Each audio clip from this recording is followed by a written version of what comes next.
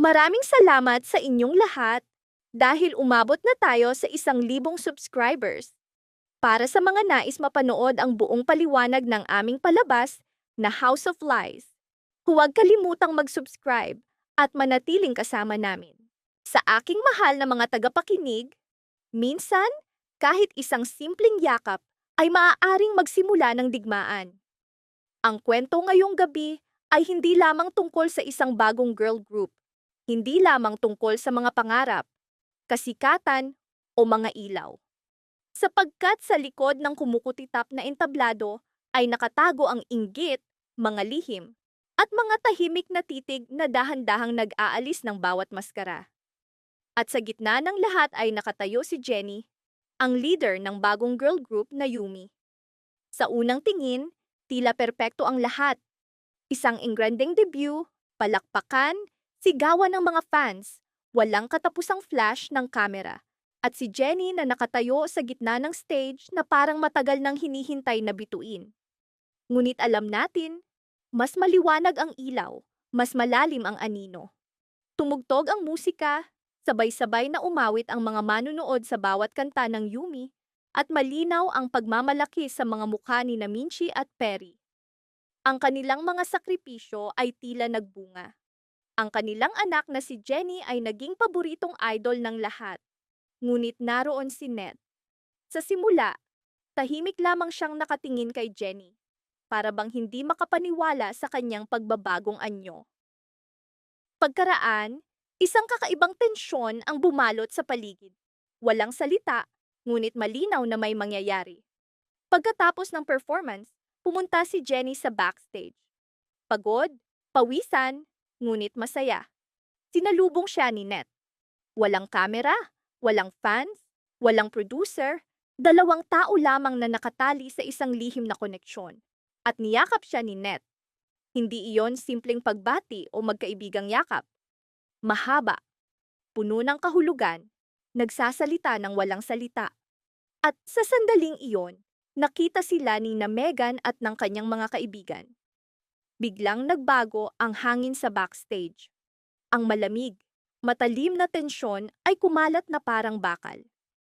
Ang mga mata ni Megan ay puno ng pagkabigla, ngunit mas malalim pa roon ang inggit.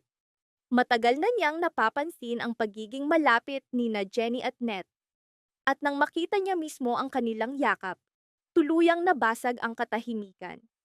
Tahimik na nakatayo si Megan.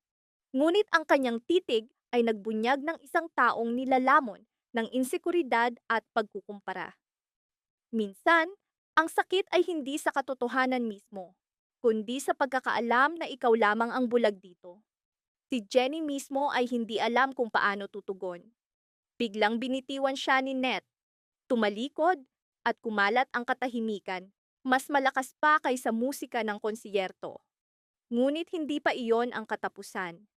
Ang tunay na problema ay hindi pa nagsisimula. Sapagkat habang abala ang lahat sa inggit at tensyon, dumating ang mas mabigat na dagok kay Jenny. Nagbigay ng mahigpit na utos ang mga producer. Ipinagbawal si Minchi na dumalo sa mga konsyerto ni Jenny.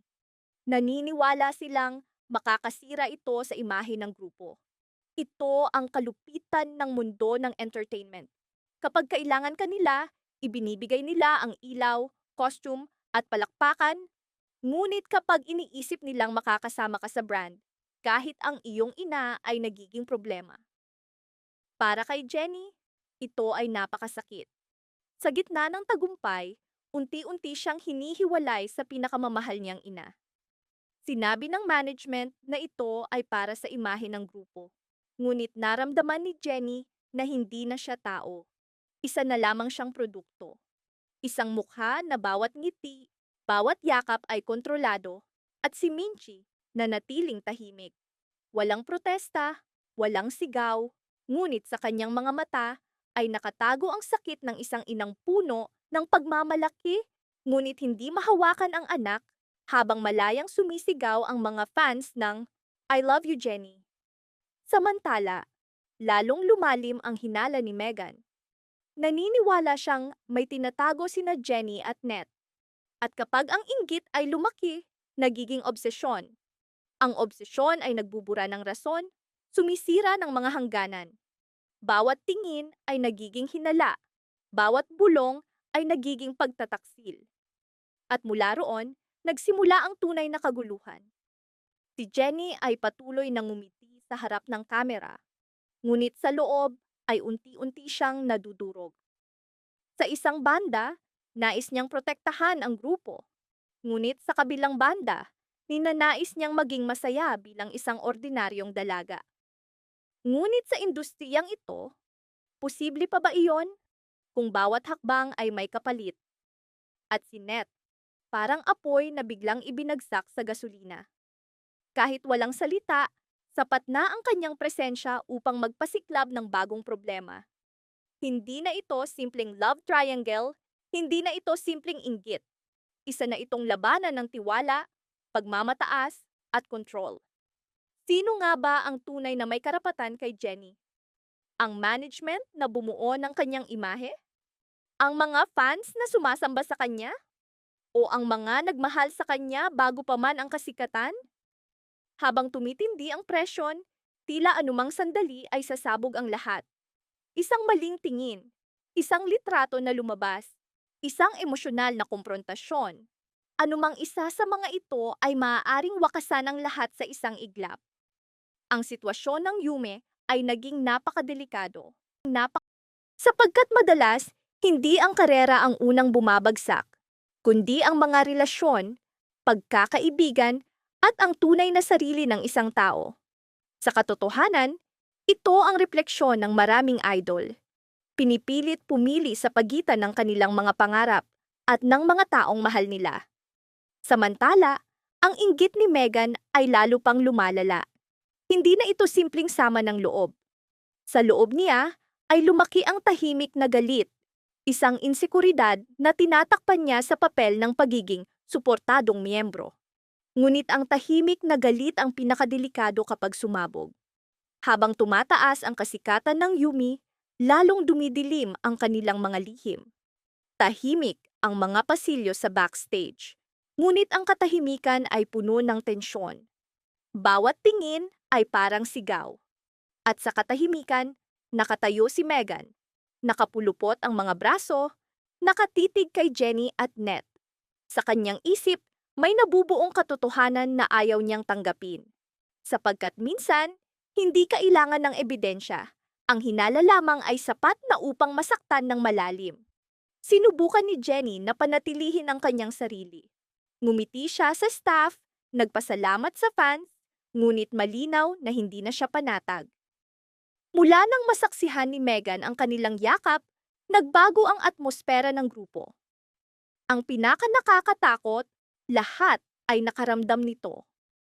Maging ang dalawang miyembro na dati malayang tumatawa, kasama si Jenny ay nagsimulang magbulungan, magpalitan ng tingin.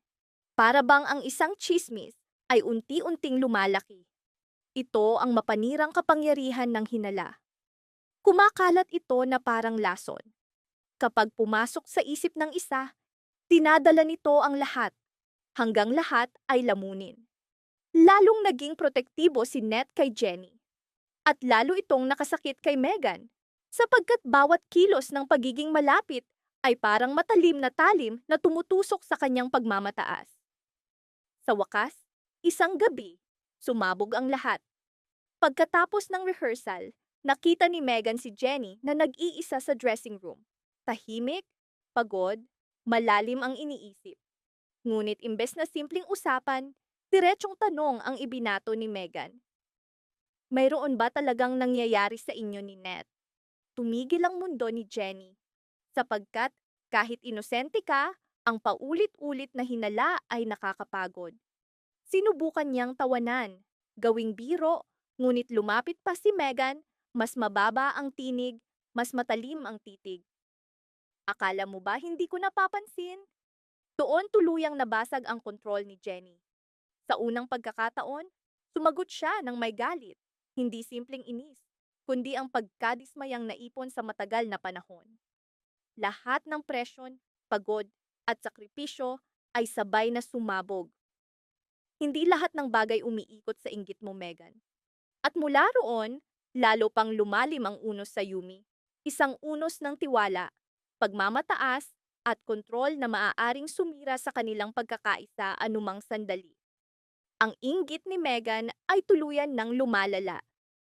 Hindi na ito simpleng sama ng loob. Sa loob niya ay unti-unting lumaki ang tahimik na galit, isang insekuridad na tinatakpan niya sa papel ng pagiging suportadong miyembro. Ngunit alam natin, ang tahimik na galit ang pinakadelikado kapag sumabog. Habang tumataas ang kasikatan ng Yumi, lalong dumidilim ang kanilang mga lihim. Tahimik ang mga pasilyo sa backstage, ngunit ang katahimikan ay puno ng tensyon. Bawat tingin ay parang sigaw. At sa katahimikan, nakatayo si Megan. Nakapulupot ang mga braso, nakatitig kay Jenny at Ned. Sa kanyang isip, may nabubuong katotohanan na ayaw niyang tanggapin. Sapagkat minsan, hindi kailangan ng ebidensya. Ang hinala lamang ay sapat na upang masaktan ng malalim. Sinubukan ni Jenny na panatilihin ang kanyang sarili. Ngumiti siya sa staff. Nagpasalamat sa fans. Ngunit malinaw na hindi na siya panatag. Mula nang masaksihan ni Megan ang kanilang yakap, nagbago ang atmosfera ng grupo. Ang pinakanakakatakot, lahat ay nakaramdam nito. Maging ang dalawang miyembro na dati malayang tumatawa kasama si Jenny ay nagsimulang magbulungan, magpalitan ng tingin, para bang ang isang tsismis ay unti-unting lumalaki. Ito ang mapanirang kapangyarihan ng hinala. Kumakalat ito na parang lason. Kapag pumasok sa isip ng isa, dinadala nito ang lahat, hanggang lahat ay lamunin. Lalong naging protektibo si Ned kay Jenny, at lalo itong nakasakit kay Megan, sapagkat bawat kilos ng pagiging malapit ay parang matalim na tumutusok sa kanyang pagmamataas. Sa wakas, isang gabi, sumabog ang lahat. Pagkatapos ng rehearsal, nakita ni Megan si Jenny na nag-iisa sa dressing room. Tahimik, pagod, malalim ang iniisip. Ngunit imbes na simpleng usapan, diretsong tanong ang ibinato ni Megan. Mayroon ba talagang nangyayari sa inyo ni Ned? Tumigil ang mundo ni Jenny, sapagkat kahit inosente ka, ang paulit-ulit na hinala ay nakakapagod. Sinubukan niyang tawanan, gawing biro, ngunit lumapit pa si Megan, mas mababa ang tinig, mas matalim ang titig. Akala mo ba hindi ko napapansin? Doon tuluyang nabasag ang kontrol ni Jenny. Sa unang pagkakataon, sumagot siya ng may galit. Hindi simpleng inis, kundi ang pagkadismayang naipon sa matagal na panahon. Lahat ng presyon, pagod, at sakripisyo ay sabay na sumabog. Hindi lahat ng bagay umiikot sa inggit mo, Megan. At mula roon, lalo pang lumalim ang unos sa Yumi. Isang unos ng tiwala, pagmamataas, at kontrol na maaaring sumira sa kanilang pagkakaisa anumang sandali. Ang inggit ni Megan ay tuluyan ng lumalala. Hindi na ito simpleng sama ng loob. Sa loob niya ay unti-unting lumaki ang tahimik na galit. Isang insekuridad na tinatakpan niya sa papel ng pagiging suportadong miyembro. Ngunit alam natin, ang tahimik na galit ang pinakadelikado kapag sumabog. Habang tumataas ang kasikatan ng Yumi, lalong dumidilim ang kanilang mga lihim. Tahimik ang mga pasilyo sa backstage, ngunit ang katahimikan ay puno ng tensyon. Bawat tingin ay parang sigaw. At sa katahimikan, nakatayo si Megan. Nakapulupot ang mga braso, nakatitig kay Jenny at Ned. Sa kanyang isip, may nabubuong katotohanan na ayaw niyang tanggapin. Sapagkat minsan, hindi kailangan ng ebidensya. Ang hinala lamang ay sapat na upang masaktan ng malalim. Sinubukan ni Jenny na panatilihin ang kanyang sarili. Ngumiti siya sa staff, nagpasalamat sa fans, ngunit malinaw na hindi na siya panatag. Mula nang masaksihan ni Megan ang kanilang yakap, nagbago ang atmosfera ng grupo. Ang pinakanakakatakot, lahat ay nakaramdam nito. Maging ang dalawang miyembro, na dati malayang tumatawa, kasama si Jenny ay nagsimulang magbulungan, magpalitan ng tingin, para bang ang isang tsismis ay unti-unting lumalaki. Ito ang mapanirang kapangyarihan ng hinala. Kumakalat ito na parang lason. Kapag pumasok sa isip ng isa, dinadala nito ang lahat, hanggang lahat ay lamunin. Lalong naging protektibo si Ned kay Jenny. At lalo itong nakasakit kay Megan, sapagkat bawat kilos ng pagiging malapit ay parang matalim na tumutusok sa kanyang pagmamataas. Sa wakas, isang gabi, sumabog ang lahat. Pagkatapos ng rehearsal, nakita ni Megan si Jenny na nag-iisa sa dressing room. Tahimik, pagod, malalim ang iniisip. Ngunit imbes na simpleng usapan, diretsong tanong ang ibinato ni Megan. Mayroon ba talagang nangyayari sa inyo ni Ned? Tumigil ang mundo ni Jenny, sapagkat kahit inosente ka, ang paulit-ulit na hinala ay nakakapagod. Sinubukan niyang tawanan, gawing biro, ngunit lumapit pa si Megan, mas mababa ang tinig, mas matalim ang titig. Akala mo ba hindi ko napapansin? Doon tuluyang nabasag ang kontrol ni Jenny. Sa unang pagkakataon, sumagot siya ng may galit, hindi simpleng inis, kundi ang pagkadismayang naipon sa matagal na panahon. Lahat ng presyon, pagod, at sakripisyo ay sabay na sumabog. Hindi lahat ng bagay umiikot sa inggit mo, Megan. At mula roon, lalo pang lumalim ang unos sa Yumi. Isang unos ng tiwala, pagmamataas, at kontrol na maaaring sumira sa kanilang pagkakaisa anumang sandali. Maaari mong pagnilayan pa ang pagputok ni Jenny, ang sugat sa pagmamataas ni Megan, ang papel ni Ned sa kaguluhan, o ang marupok na pagkakaisa ng Yumi habang patuloy na lumalakas ang unos. Maraming salamat sa panonood ng buong video. Para mapanood ang susunod na episode explanation, huwag kalimutang mag-subscribe sa Series Explained PH channel.